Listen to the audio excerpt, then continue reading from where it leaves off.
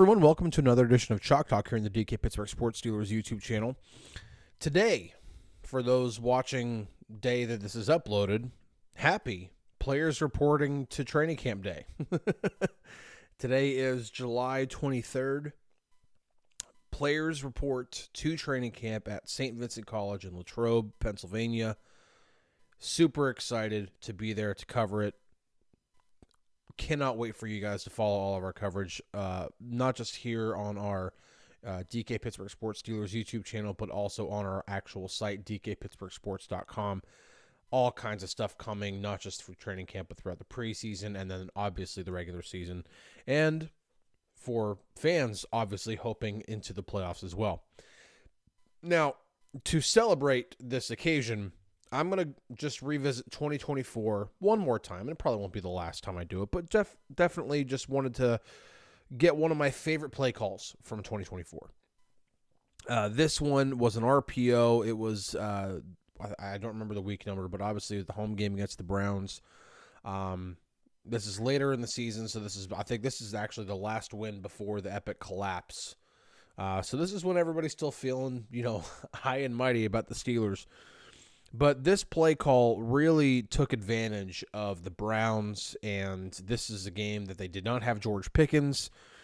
And so the Browns are obviously selling out to stop the run, and this is when an offensive coordinator knows how to use that to his advantage. So let me actually just dial up the play for you here real quick.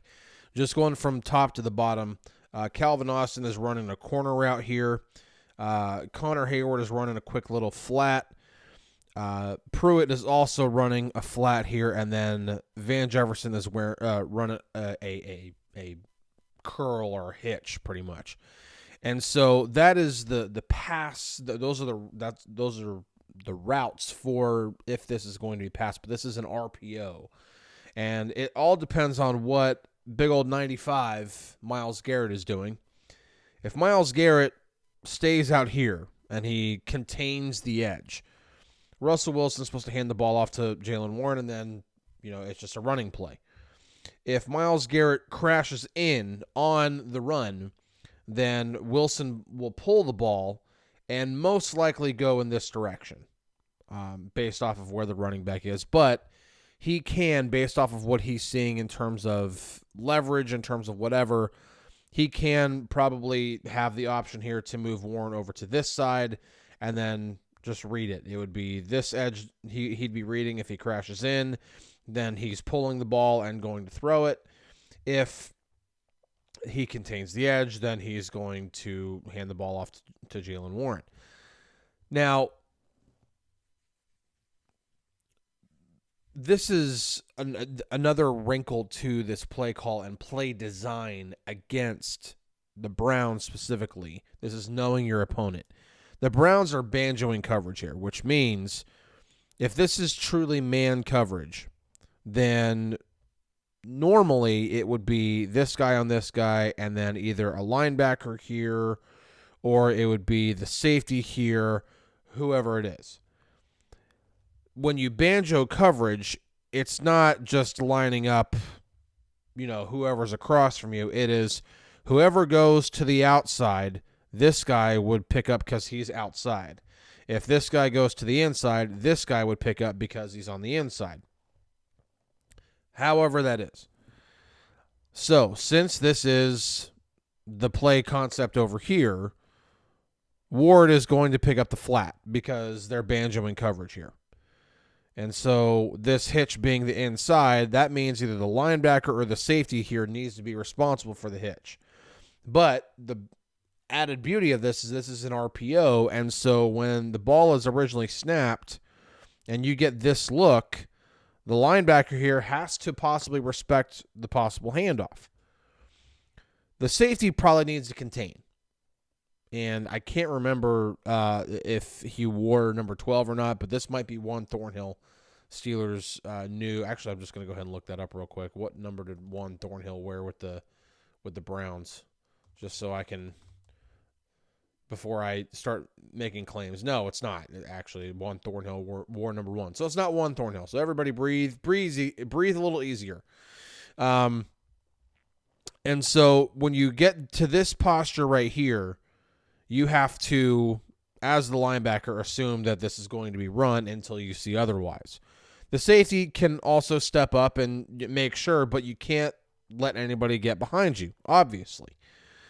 So Wilson is solely reading Garrett here. Garrett is crashing down in, so he pulls the ball. And now this is just a pass play. Now, he's obviously looking in this direction. Pruitt is the primary target. But because they are banjoing coverage here, which means even though he's the number 2, he's going to the outside, so Ward's going to pick him up.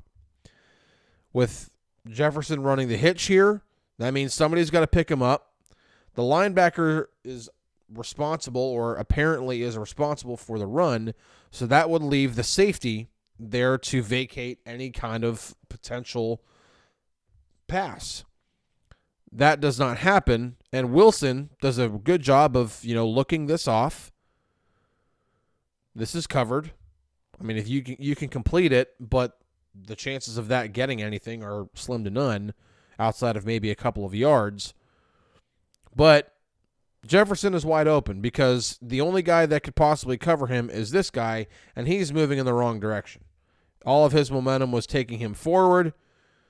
Wilson identifies it.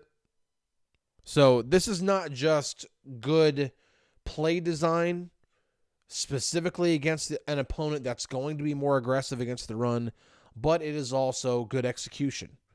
I was really hard on Russell Wilson, but he's also a veteran quarterback, and he did make some very smart plays every now and then. There's no denying that.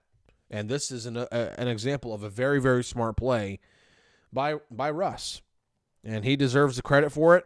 The thing is that I don't remember if it was earlier in this series, but it was definitely earlier in the game. They ran the same play.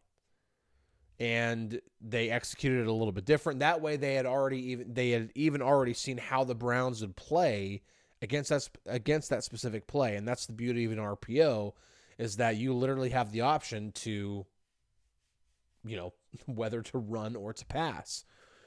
And when you can not only know what your opponent's tendencies are going to be, or I'd say guess what your opponent's tendencies are going to be going into a game, but then when you actually see it and then you make adjustments off of it and say, hey, if we run this play again, we know exactly what they're going to do and we're going to execute it. That's exactly what they did, and it resulted in a touchdown.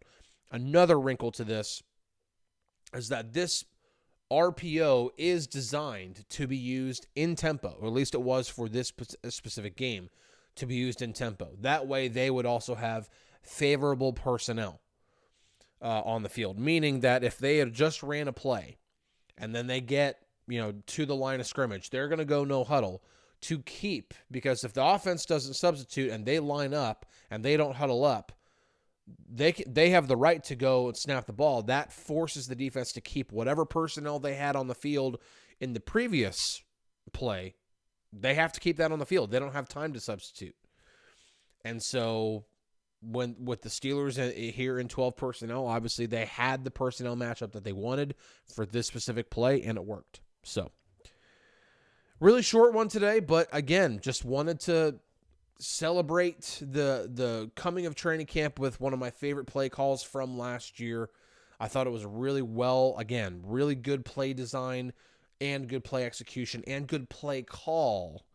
You can have a good play, but it can be called at a bad moment. This is a really good blend of good play call, good play design, good execution all around, and it rightfully resulted in a touchdown. So anyway, hope you guys enjoyed this one. All kinds of content coming from Latrobe and training camp. So excited to bring that to you. Until next time, we'll see you later.